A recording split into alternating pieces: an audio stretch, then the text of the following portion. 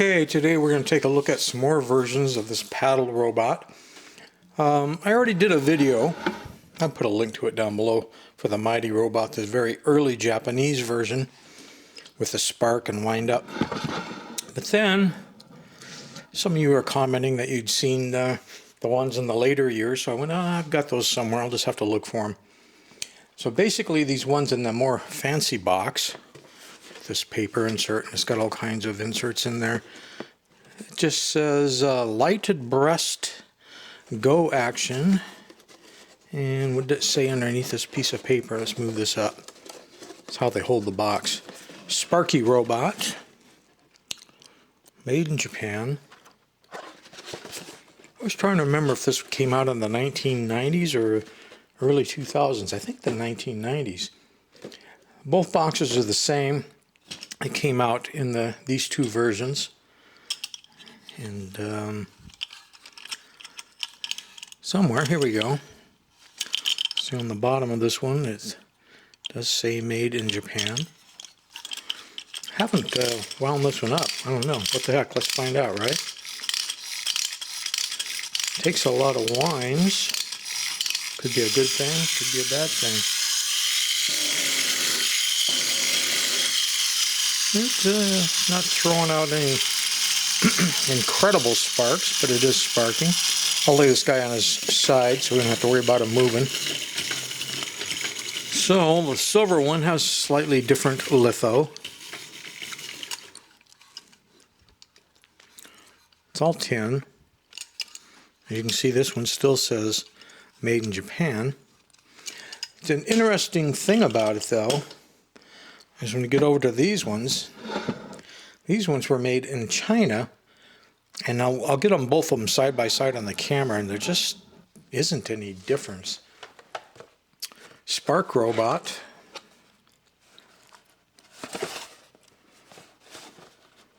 One of them, I think, still had a price sticker on it. Yeah, it's like $18 when that came out. Again, I think it was the 1990s. You can see there's a slight difference in the green. The China one I'm holding over here is darker, but the litho, well, I guess there's even differences in the litho. If you look at the chest here, you go, okay, that's got those circles. This doesn't. So someone really did copy it. Yeah, the eyes are different when you study both sets of eyes. Everything's different, I guess, when you look really close. The jiggity-jag things are different. And on the backs of this one, it does say made in China. Let's wind one of these. I can't wind that one up. Hopefully the key's in the box somewhere. Let's wind the silver one up. Again, it takes a lot of winds.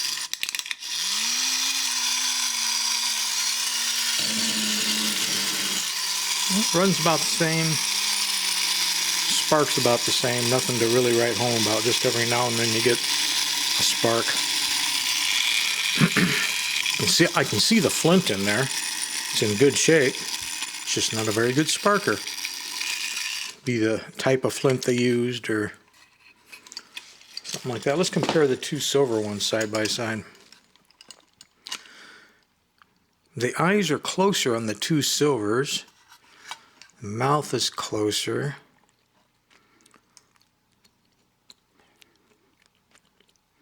They got pretty close.